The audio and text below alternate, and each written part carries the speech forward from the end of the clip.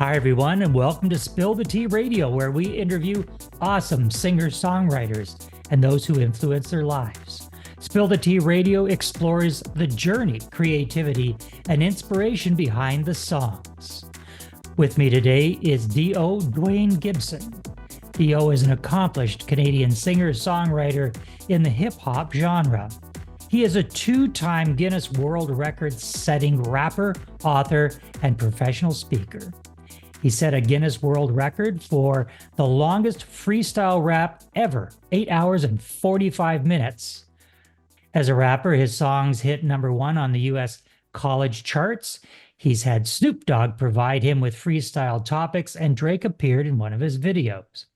So, let's spill the tea with D.O. Gibson.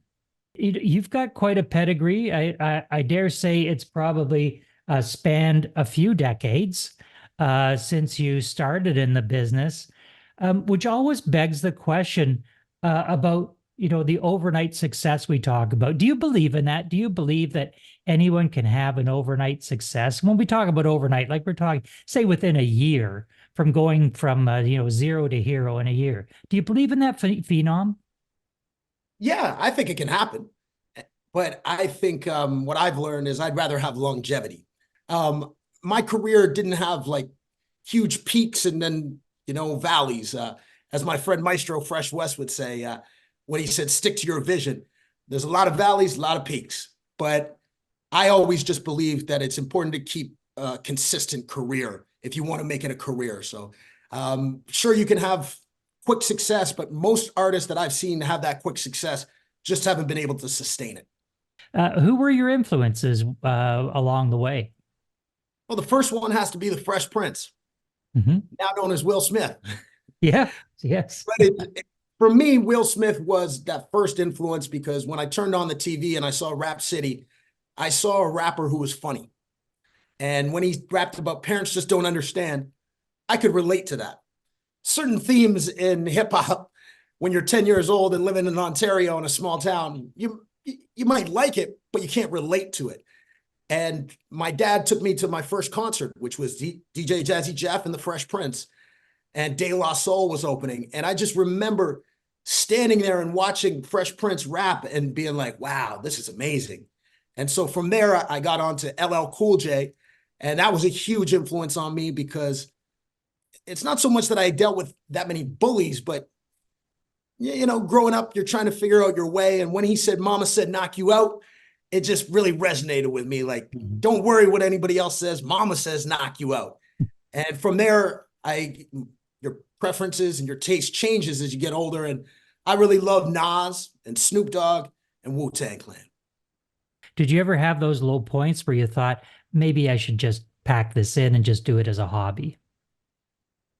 Yeah, I think you face those tough times, like I remember some of my early shows and thinking they're going to be great. They're going to be sold out. And then there's not that many people that come. But that was a cool experience because sure, maybe the next day when you wake up, you're a little discouraged. But I realized then my friend and I had a good talk. And instead of thinking about the people who didn't come, to think about the people that did, to think about the people that did buy your CD, and really just value those kind of little moments. And those moments would always get me through those tough times. But fortunately, I didn't have too many of those. There was always something pushing me to be like, well, maybe this next thing is going to be the one, maybe this next song, maybe this next album, this video. So it was always the hope that the next thing I did would work out. How have you seen the music business change over the last 25 years that you've been in it? Well, when I started out, it was really important to go to a music studio. You weren't able to do things at home on a professional level, and that cost money.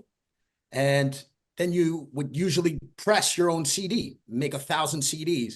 And coming from hip hop, that was something I read about in all the magazines, that the way you become successful is you make your own CD and then you go sell it out your trunk. But what that experience taught me was I had so many friends that said, you got to make a CD. When you make a CD, I'll be the first one to get it. But when I had the CD and I showed it to my friends, they would take it and put it in their pocket. And I was like, well, it's $5 or $10. And they'd say, well, maybe I'll get another time. And then, of course, you go out to the bar with them and they have no problem buying drinks. So what that taught me when I started was how to be a salesman.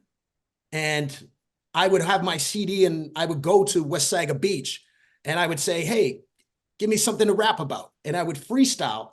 And then I'd say, here's a CD. It's $5. And they would buy it right away. So what I found now is because artists they don't make CDs. They don't have merch. There's that lack of that hustler mentality. So it's great that you can go upload your song and record it in a home studio, but that part is really different. But at the same time, I like seeing those new trends because you have to adapt or die. So when I saw TikTok, at first I thought it was, oh, I got to learn all these dance moves and do that. And that was okay. But then I realized when I saw people harnessing it, this is a cool way of being able to shoot a music video and doing multiple music videos instead of one, and giving the song story behind the song. So that has changed. But the one thing that always is the same is you have to really want it. If you want to sit around here and think, oh, I might have somebody come and sign me to a record deal back in 2000 or 2024, that is not going to be your pathway to success. It really starts with what you want to do and how you create it. Let's talk about that record that you set, the Guinness World Book of Records, for an 8-hour and 45-minute freestyle rap. I cannot imagine even talking for 8 hours and 45 minutes. Never mind being creative along the way and coming up with a rap, lyrics, something that rhymes.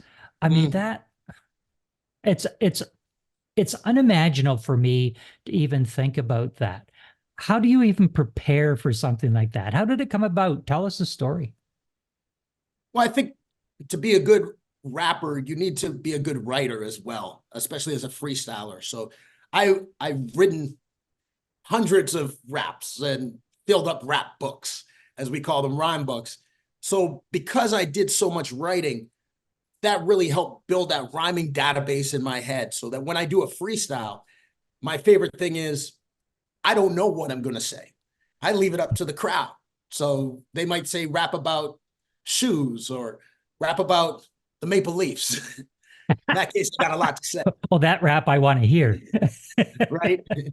So building up that database is really what helped me be prepared to be in any situation. I think as a rapper, a freestyle rapper, you have to know a lot of things about just a little bit about a lot, so that when I'm in front of kids, because my audience is kindergarten to high school, when somebody says Fortnite, I've got to know a few things about the video game Fortnite. Let's go down that path, because you do a lot of work with youth. You do a lot of work with children on your professional speaking tour. How did you get involved with that? My mother was a teacher. So one thing I learned about teachers is most of their friends are teachers. And one of my parents' friends invited me into their school. And her husband is a teacher as well. So I went to his school in the afternoon. And I remember being very nervous about it, because I was like, I've got to do this for 45 minutes. Like, how am I going to do it?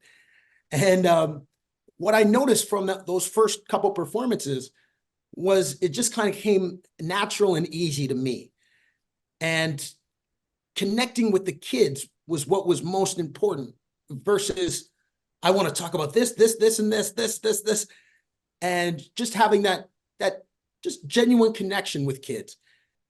But to be called back in by schools, you also have to deliver a solid message. So I'm glad that I was able to build that program through trial and error, and I've done it over 3,500 times now. So I've been able to fine tune it a little bit over the time.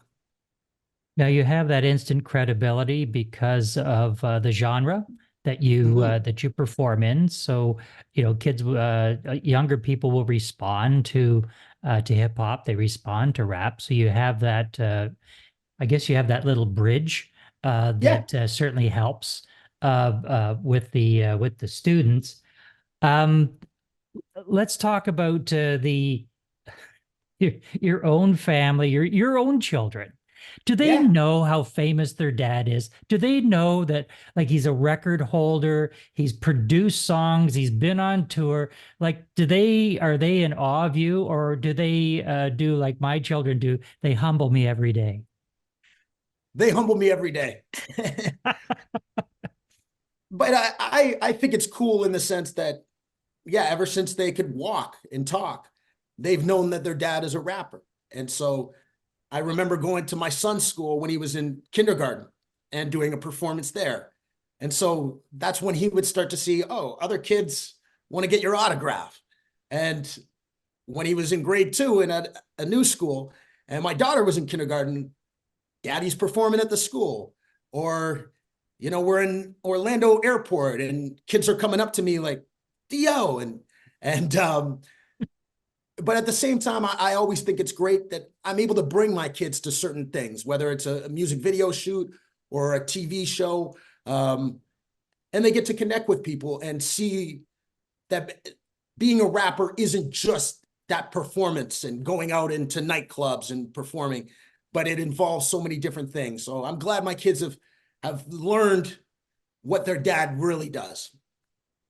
Let's get into one of the songs that you wrote. The song was recently released in 2023 with a very special meaning to you. I listened without knowing anything about the composition. When that hook hit, Dio, when that hook hit, I got choked up. I got choked up. So let's take a listen to singer, rapper, songwriter Dio Gibson and his composition, Appreciate Ya. And this one goes out to all the mothers. Doesn't matter the color. I was raised by a strong woman.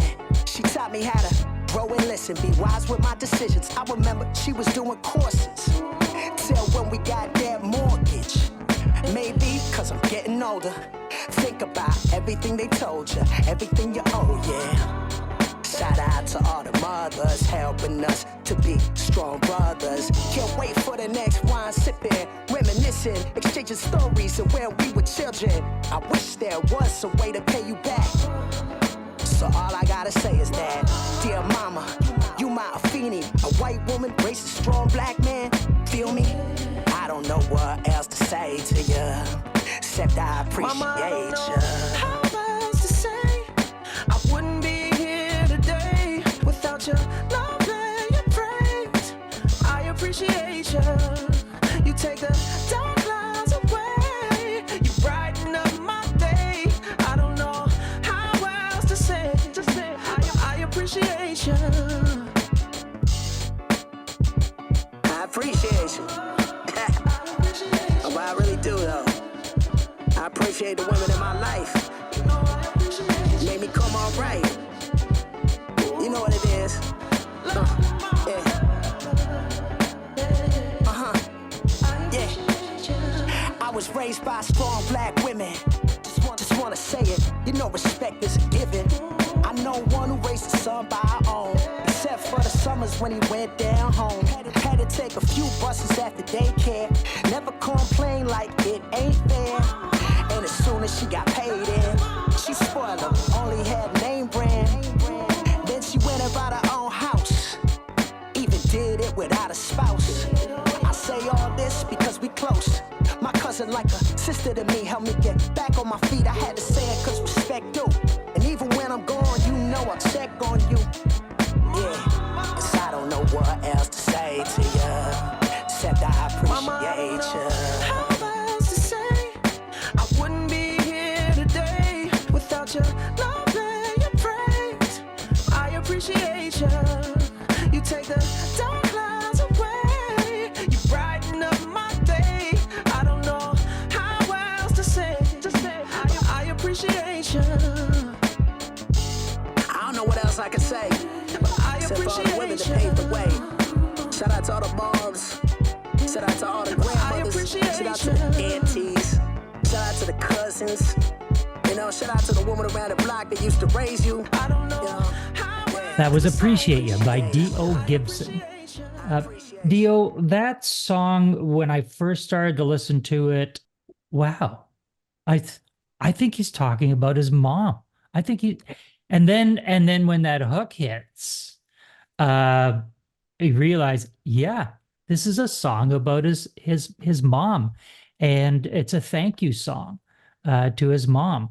What was the inspiration behind that? And does it fit into a rapper's genre where he's so sensitive that he's talking about his mom?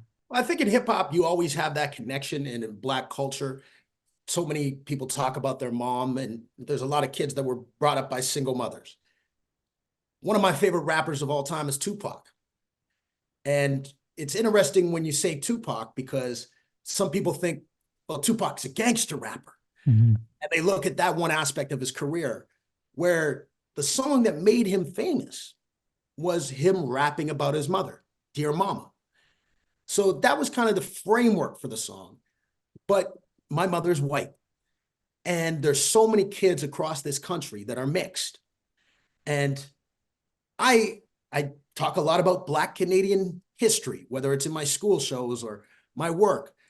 But I wanted to write something about the white side of my family as well, and how having a white mother also taught me how to be a strong Black man. And I thought that's something that a lot of people could relate to. And so it was great to work with Socrates, who produced the beat. As soon as I heard that beat, I said, oh my goodness, I'm going to write a good song to this. Because sometimes producers will say, what do you want? What are you looking for? And you don't really know until you hear it. And then when I wrote the song, I said, I got to get Jordan on here, because Jordan has been a good friend of mine throughout music for 20 years. And I said, I got to record it with my man Slack at the Beach Out. So it was cool to be in the studio and to come up with that hook right on the spot. And Jordan just went and knocked it down. And I thought it was something a lot of people can relate to, because at the end of the day, everybody loves their mother. We have been in conversation with D.O. Gibson, a professional singer, rapper, songwriter, performer. D.O., thanks for being with us. Thank you. Oh, yeah.